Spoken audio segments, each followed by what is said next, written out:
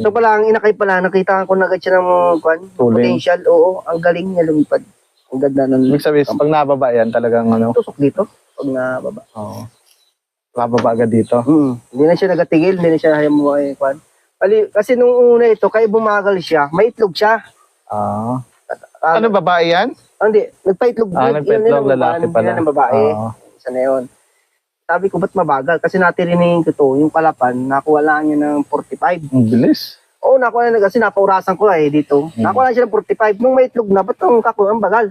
Sabi ko, nag-isip ako, ba't bumagal? Siguro gawa ng itlog. Baka Ilang speed niya nung ano? Nung Isla Verde ba kayo? Isla Verde. 1,000 plus lang. Parang 1,070. Sabi ko, ang bagal. Kasi nung natraining ko ng Batangas ito, isang oras kalati lang yung Batangas na yun eh. Anong adjustment mo? Yung ginawa ko, sabi ko, nabagal. Kasi nung natraining ko ng walang itlog, mabilis.